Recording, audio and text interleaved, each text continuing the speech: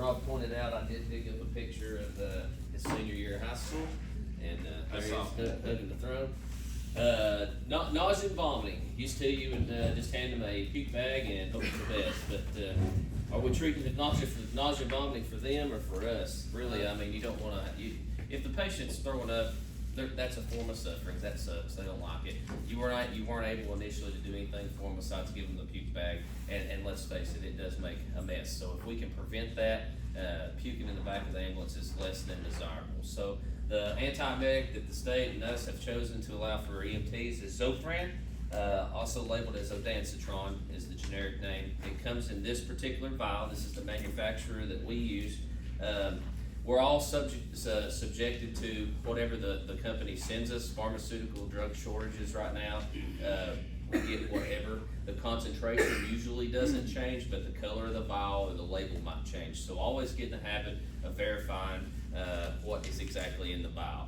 If you've ever worked with me, yeah, we get in the habit of just picking up, okay, the green top is Versed, the red top is amiodarone or whatnot. But I always, before I give it to somebody, it's just part of my routine to pick it up and look at it and go, yep, 5 milligrams and 2 mLs, and I put it in the trash can after that. But I always look at it. I'm not any better than anybody else. It's just that we have to remember when you give somebody a medication, you cannot suck it back out. Once it's in there, it's in there. There is no pulling it back out, and you've just got to deal with whatever just happened. So hopefully you've chosen the right concentration and the right drug. But Zofran is a serotonin receptor antagonist. Serotonin is the neurotransmitter that's thought to be related to throwing up.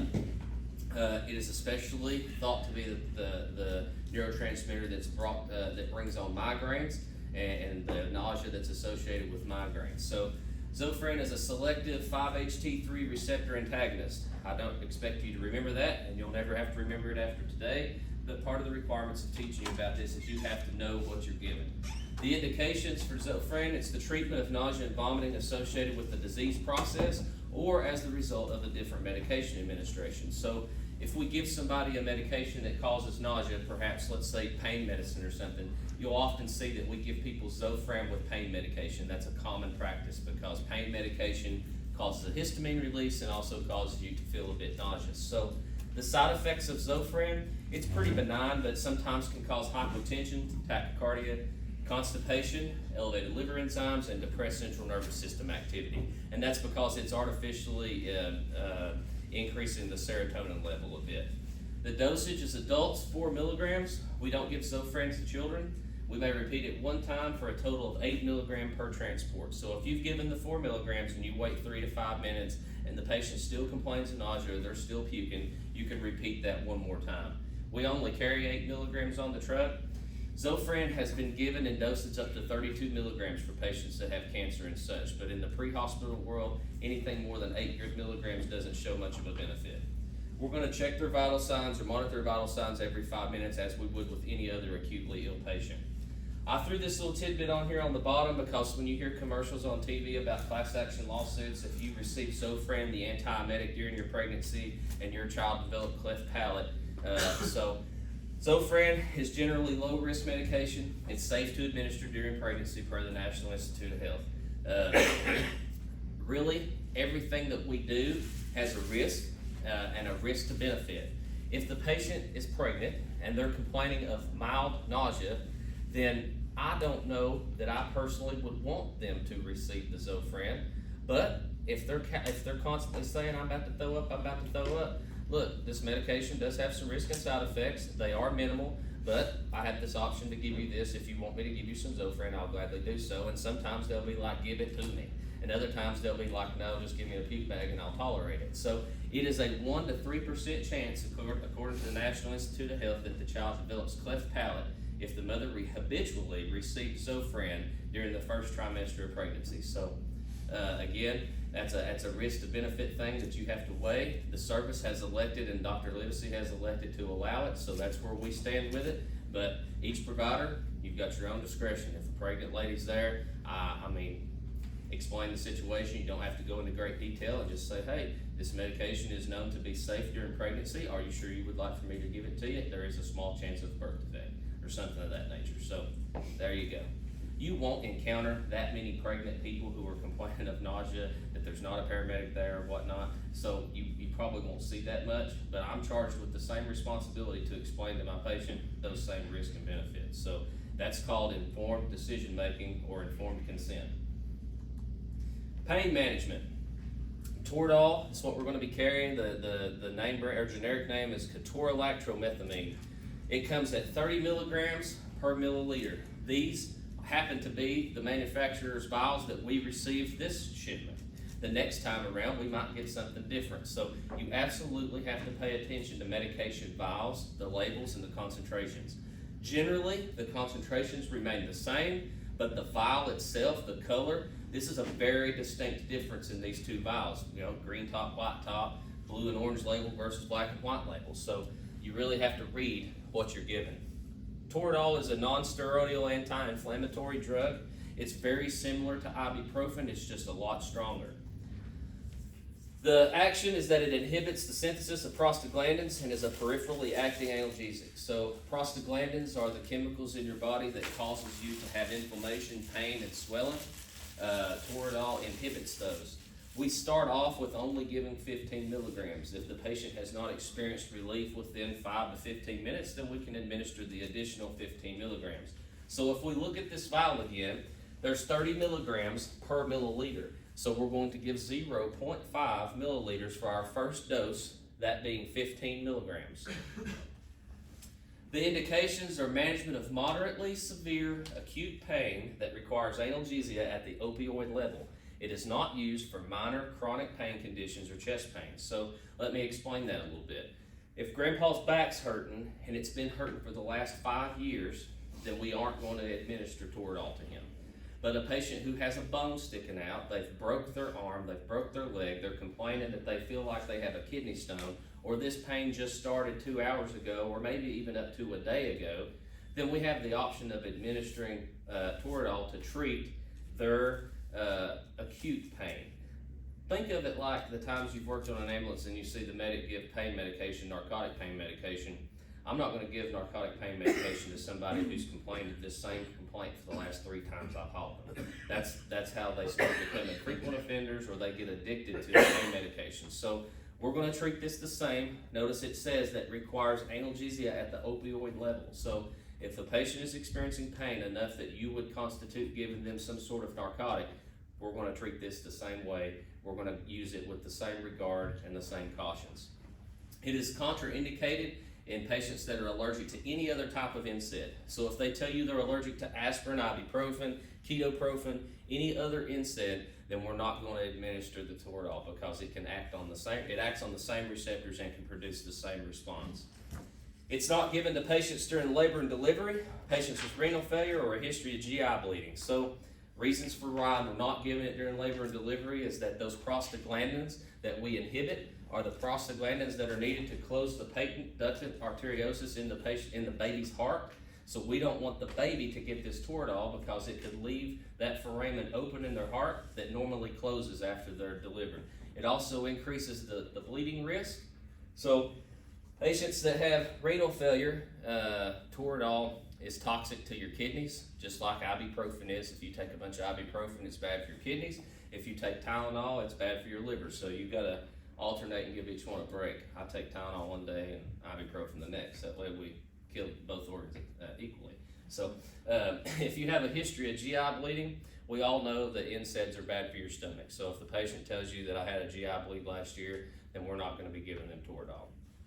You have to be very discriminate and very selective when you give patients medications. Again, everything that we do carries some sort of risk with it, and the more interventions you perform, the more likely there is to be some sort of negative outcome. And we talk about that in our side effects. What does Toradol cause? Drowsiness, dizziness, GI distress, nausea, vomiting. So if we give someone Toradol and suddenly they're complaining of nausea, well, guess what? Now we got to give them some Zofran. So anytime we give pain medicine, we're probably going to end up giving some sort of antiemetic. Side effects are dose dependent. The higher the dose, the more likely you are to have side effects. So if you give the 15 milligrams, things are probably going to go okay. If you end up having to give the 30, then you're more likely going to have some of these negative effects. Your body only has so many receptors or so much prostaglandin to inhibit. So studies show that more than 400 milligrams of ibuprofen does you no good. Anything more than 400 milligrams, you're not doing anything but extending the amount of time you experience pain relief. As far as the level of pain relief you achieve, it's not any different. So it just takes longer for 800 milligrams to dissolve or to be expended than it does 400. So you get a longer effect. You don't get more effect, just longer. So with Toradol, 30 milligrams, anything more than that's not going to do any good, and you start seeing more side effects with no more benefit. Again, the bottom of every one of these, monitor vital signs every 5 minutes. Any type of intervention that you do, you need to be reassessing every 5 because these patients are acutely ill. That's it for pain management and Zofran. Any questions about that? Okay. Anaphylactic allergic reactions. So, Scotty, what makes an anaphylactic reaction different from a regular allergic reaction? What changes? Airway swells. Airway swelling. What else? Shannon, what do you think? What makes anaphylaxis worse or different than just a regular reaction to something? What about hives? Urticaria is the word for it, but hives. Airway swelling, like Scotty said. Low blood pressure. Low blood pressure is the one that we're really looking for. When a patient's blood pressure starts to drop and they start having trouble breathing, that's when we're getting into the woods. So that's where we're starting to have issues. Excuse me. And a change in the level of consciousness, and the change of level of consciousness is due to the hypotension. So the things that people commonly run into that they're allergic to: poison ivy causes low contact dermatitis. You're probably not going to get an anaphylactic reaction from that. Scratches from an animal, the dander that's under their paws and such might give you some sort of localized skin reaction. We all deal with pollen allergies. Latex allergies are pretty much eradicated in the medical world. Most everything in the medical world is made out of nitrile that used to be latex. Bee stings. Bee stings are a big one. I'm gonna tell a funny story on Billy Suggs. We were up here the other day teaching this same class. Billy was sitting up here and we went outside to take a break. He goes outside, he smokes, he comes back in, he's I'm gonna have to go home. What? Yeah, I'm gonna have to go home.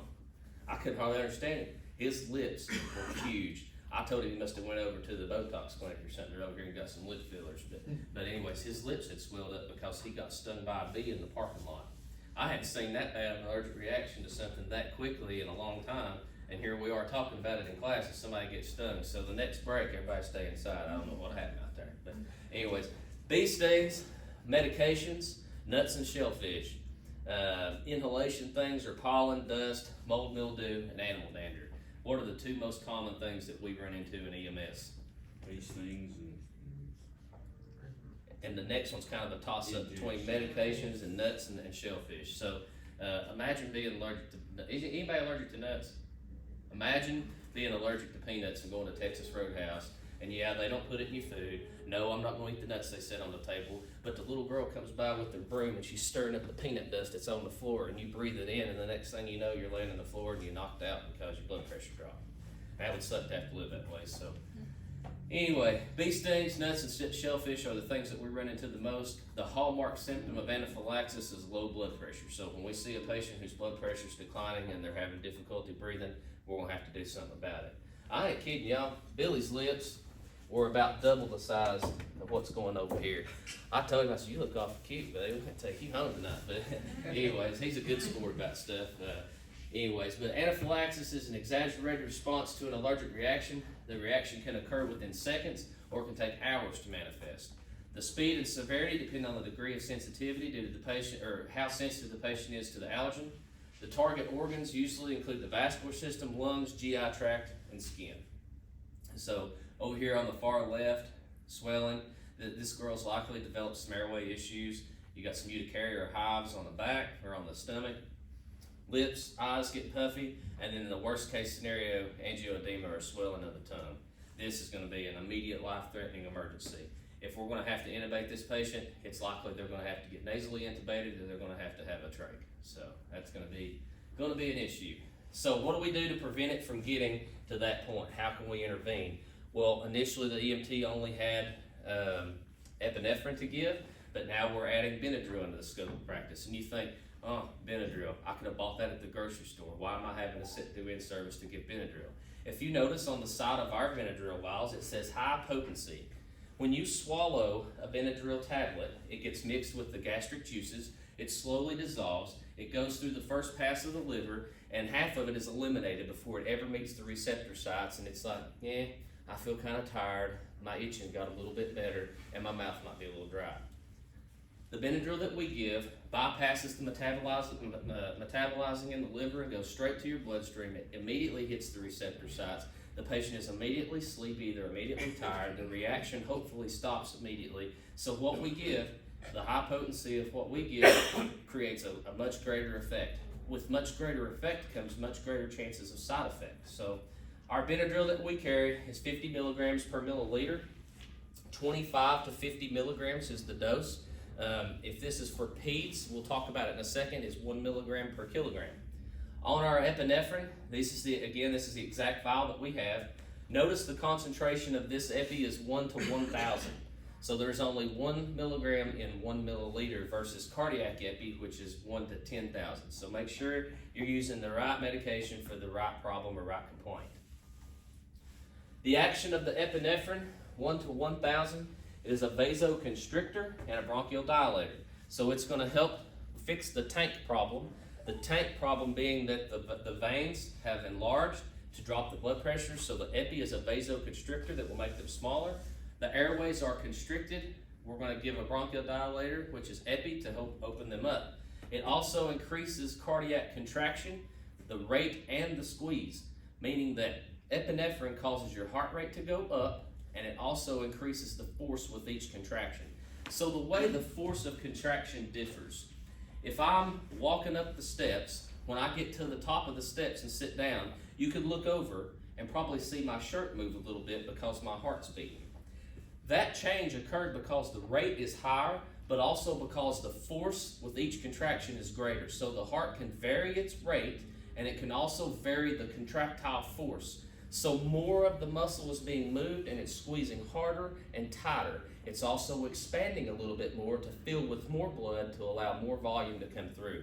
We can synthetically alter that by giving epi, and that's what we're doing. The indications, anaphylactic shock, meaning the patient has to have a low blood pressure, a blood pressure less than 100. We're going to make sure that their blood pressure, they're hypotensive before we're giving epi. When you increase the contractile force and you increase the rate, you have to be mindful of what might happen with that. There are side effects, again, to everything that we do. So if you have grandpa who has AFib on a normal day, and he got stung by a bee and he's also allergic, and now you've came and you have good intentions and you're giving him some epi, and now he went into VTAC. So we want to make sure that their patients are symptomatic enough before we're giving epis and Benadryls and all that stuff. Young people, probably not going to matter. The effect that they get from that is very similar to the effect when they go drink a Four Loko and a Bang and go party on Friday night. So all those stimulant type things all produce a very similar type effect. So the side effects, anxiety, tachycardia, and palpitations. Again, it's going to speed the heart rate up. Some people are really sensitive to that, especially if they're anxious. You've been stung by a bee, your lips are swelling, your eyes are swelling shut, you feel dizzy, you feel like you're going to pass out. Of course you're anxious. I'm going to give you a medication that helps that, but it's also going to make you more anxious. So it takes a lot of compassion, a lot of hand holding. You're going to be okay, we're going to take care of you, blah, blah, blah type stuff, you know. I'm not necessarily known as being super good at that. Fortunately, I've never been in this situation where I was on the receiving end of this, because I would be scared to death. And I think anybody else would too. If you feel your tongue swelling and you can hear the air whistle as it goes by your trachea, we're going to be really anxious. So the first thing to go when patients have trouble breathing, the very first symptom you see is anxiety. If I go and I put my hand over Brian's mouth back there, and the very first feeling he's not going to feel is that son of a bitch pickle, why is he doing this? The first thing he's going to feel is, oh my God, I can't breathe, and I'm going to he's going to push my hand off of his face or whatnot. Now he might be mad at me later, but the first thing that you feel is anxiety. So when I start taking away somebody's ability to breathe through airway swelling, the first thing they're going to have is anxiety. So keep that in mind when you're treating your patients. The adult dosage for epinephrine, 0.3 to 0.5 milligrams intramuscular.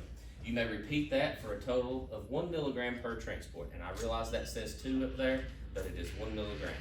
Your protocol will have the correct thing written on it as well.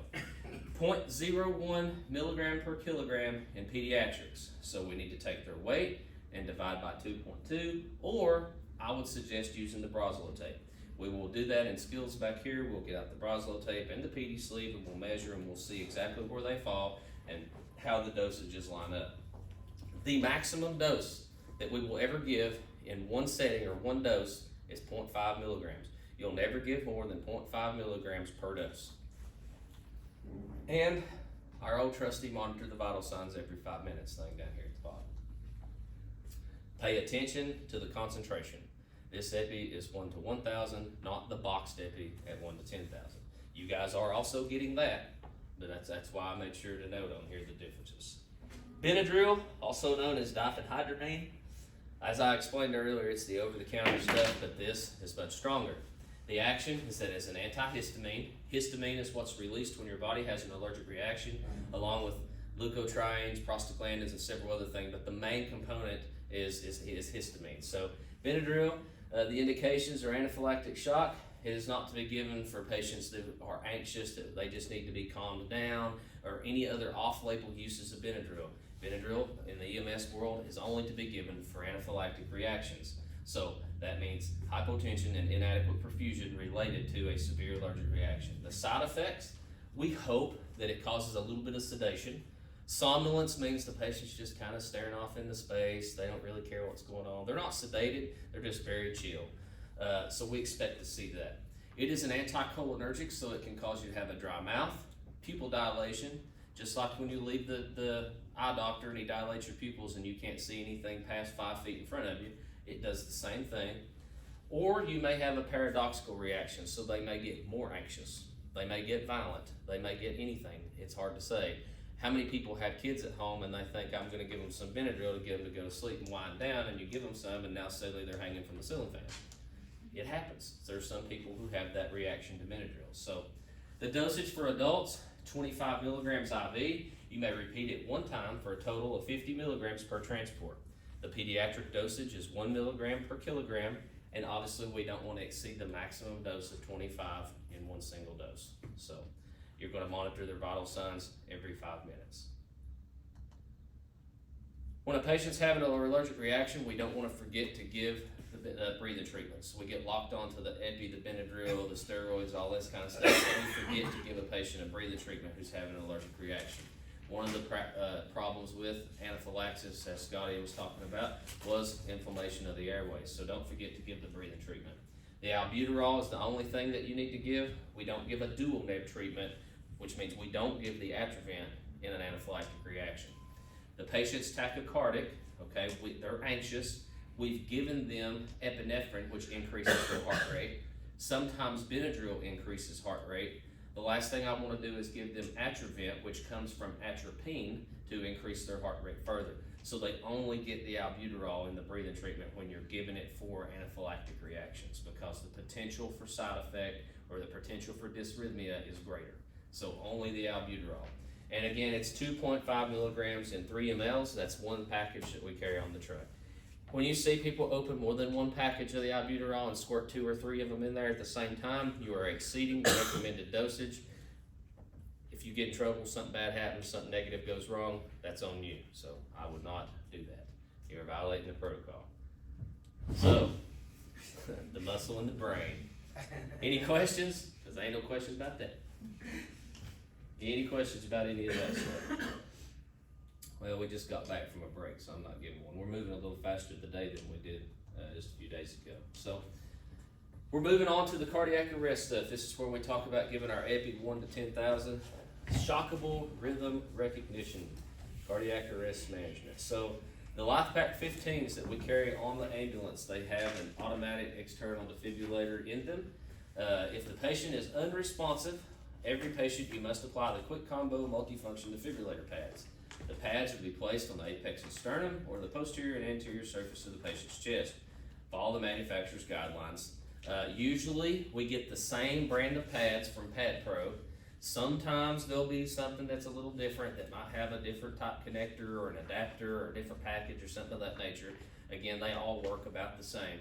If the company's out of them, they're just out of them and we get what we can get. But locate the defibrillator cable in the right side of the monitor pouch. Insert the male pad connector into the female cable until it clicks, and then apply the pads to the patient. This is our exact pads that we have downstairs. It shows where they go. You guys are all, I think I looked around the room and all you guys are pretty familiar with these. I designed this to work for the person that just started, somebody like Jordan or whatnot, all the way up to somebody like Move who's been here a long time. So it's got to work for everybody. But on our LifePak 15, the AED mode is activated by pressing the power button, and you have an analyze button and a shock button. If you experience a patient in cardiac arrest, sometimes even as a medic, but especially as an EMT, it's going to create some anxiety for you. That's not something that you routinely have to deal with. So using the AED function of the monitor has some benefit to it in that it's going to walk you through the steps. I should be doing compressions now. I should stop and check for a pulse now. It's let it analyze the rhythm now. So if you follow those directions, it might help soothe some of the anxiety that you're going to be dealing with and kind of guide the process a little bit. And that leads, again, to better patient outcomes. So under normal operating conditions, let's start here. Why do I need you to understand cardiac rhythms? Well, you've been transmitting EKGs to the hospital for a while. If you pick up a patient and you hook them up to the monitor and you transmit their EKG to the hospital and the doctor looks at it and he's frantically trying to figure out who sent this EKG in, I've got to call him right now because the patient's in VTAC. I need you to be able to recognize that something about this EKG ain't good. Before you send it to them, that's precious moments that are going by that we didn't recognize the patient was in VFib or VTAC or whatnot. I'm not saying you would do that, but again, everybody that's below you or behind you might not know this, okay? So our Jordans, our new people, I hate to keep picking on him, but we have a lot of new people out of our EMT class that might not recognize this stuff. We've got to pick them up and bring them with us. So I'm going to explain how heart rhythms work or whatnot, but under normal operating conditions, the atria will empty blood into the ventricles. This is represented by the P wave. The P wave is the first positively deflected change on the strip. So when we look at normal, you got your P wave, Q, R, S, T, okay? So the atria, which is the top part of the heart, it's divided up into 4 sections. The top part, the atria squeezes. This is always the P wave. It empties blood into the ventricles being the largest part contract. This is your ventricle contraction in the center, and the T wave is when it recharges and it gets ready to do it all over again. So on EKG graph paper, left to right, this way is a measure of time, okay? And up and down is voltage, and that's measured in millivolts. So left to right is time, and up and down is voltage. The larger a muscle is, the more voltage it makes. So when the QRS complex, which is what you've seen in the middle, is the biggest thing, that's the ventricles, which is the biggest part of the heart, contracting. The atria's job is to send blood to the lungs. That's a very short distance to get from here to here. The ventricle's job is to send blood from the heart to the tip of your toes, and that's a far distance. So the larger contraction is the ventricles in the center. So the QRS complex represents the contraction of the ventricles and the refilling of the atria. This large complex shows how much greater the contractile force of the ventricles are compared to the atria.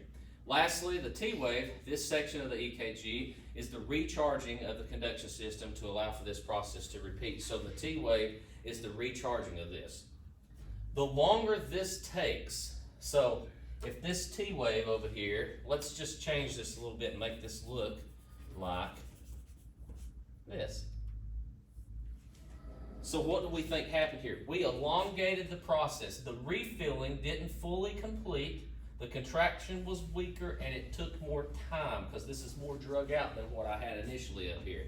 If this took more time, then the coronary arteries were probably constricted that prevented blood flow from getting back to the heart, which made the refilling process take longer. That's represented as an elevation above the normal isoelectric line. So this imaginary line that goes through the center that everything should start and originate or return to It didn't make it back because it took a long time for that to happen. So that means the coronary arteries were probably constricted and your patient likely is having a heart attack. That's all the doctor is looking for when you transmit these EKGs to the hospital. So I can teach a monkey to pick out MIs. I mean, they make this seem much harder than what it is. There is a lot more things that go into it. There's a lot of electrolyte abnormalities and such that can do this. But for the simplest explanation, this is really what heart attacks look like. You're still going to be transmitting them to the hospital. The doctor's still going to call you, or you're going to call them, and they're going to tell you, hey, this patient's having an MI or not, blah, blah, blah, this type of thing. But if you could pick up on this earlier, or you could recognize when something goes wrong, like this. So during ventricular tachycardia, VTAC, this is one of the shockable rhythms, the P wave cannot be seen. That's because the atrial ventricles are contracted at a really high rate, and it's not allowing time for it to fill back up. So when I look at this ventricular tachycardia up here, what if I do this? What's missing? What do you not see that's part of this? P wave. And if we think back, the P wave is representative of the atria dumping blood into the ventricles. This means the pump's running with nothing in it. How long will the pump run with nothing in it? Not long. Eventually, it turns to this. So up and down is voltage, so the size of the muscle contracts, right? So under normal circumstances, the contraction is big. The contraction is still big, it's just not having time to fill up with blood. Now the contraction's gotten small. It's losing millivolts, so the heart's just sitting there shaking and quivering. No pulse. The patient never has a pulse when they're in VFib. So hopefully that gives you a little bit, just a rough understanding of how these rhythms work and what they mean. Sometimes the patient will be in VTAC and they will have a pulse.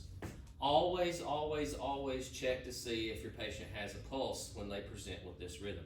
When you put the patient on the monitor and it's very wide and bizarre, but they're awake, or you feel and see if they have a pulse, we're not going to start CPR obviously on somebody that has a pulse. But if they do not have a pulse, this is a shockable rhythm and we're going to start CPR. If they do have a pulse, ALS intercept, drive fast to the hospital. This is going to require some antiarrhythmics, some synchronized cardioversion, that kind of stuff. But usually they won't have a pulse. They'll be in cardiac arrest. We're going to do CPR. We're going to give them a King Airway, as you'll learn about later, a combi tube and whatnot. So if there's no pulse, start CPR. Always check to see if your patient has a pulse or is conscious with this rhythm. If they're awake, I assure you they have a pulse. This is one of the two shockable rhythms. The AED function of the cardiac monitor should be utilized if no pulse is present and the patient is unresponsive. So if the patient is awake and you put them on and you press the analyze button of the AED, it has no way of knowing if the patient is awake or not. It just knows that the electronic form or the electronic printout shows that it's in VTAC. We got to shock them. And that's what it's going to tell you, shock the patient. So it's going to charge and you're going to shock somebody that's awake. Not good. The energy will not be delivered at the appropriate time, so you could make their condition worse, and it's going to hurt like hell because it's going to be 200 joules every single time it defibrillates. So make sure your patient is not awake when you use the AED function. VFib, this will never generate a pulse. The heart's just sitting here quivering.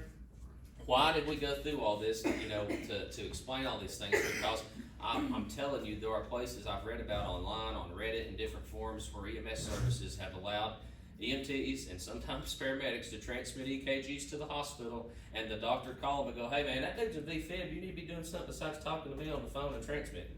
And, oh really, VFib? That really happens. So there's a reason the lawnmower has a warning on the side of it that says don't sharpen the blades with the engine running. That's because somebody tried it.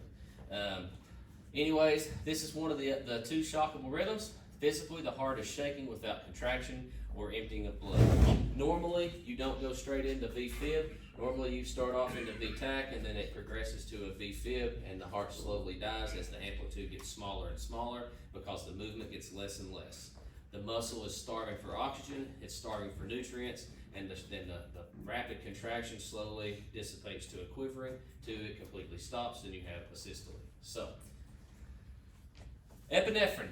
Epinephrine is a vasoconstrictor and a cardiac stimulant. So if we have a patient who does not have a pulse, the indication for epinephrine is does not have a pulse. That's the only time we should be administering epi, 1 to 10,000 IV, is when the patient has no pulse.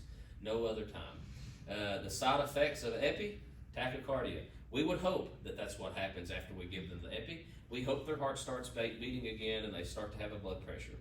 You should give 1 milligram IV, which is 1 full box, and you must repeat it every 3 to 5 minutes. Danny's not in here, so you can give it every 3 to 5, but if Danny was here, we'd give it every 5 minutes because they cost money and we want to stretch it out as long as we can. But anyways, give it every 3 to 5 minutes until the pulse is restored. The pediatric dose of epinephrine is 0.01 milligrams per kilogram. That will be listed on your Broslow tape and on the PD sleeves, which we have back here in the back. You've only got to figure that dose the one time when you come up with it, and you will repeat and give the same dose each time that you give it. Patient in cardiac arrest, common sense. Their vital signs are going to be monitored continually throughout the whole time. Any questions about cardiac epinephrine or rhythms? All right, take a break. It's been another hour.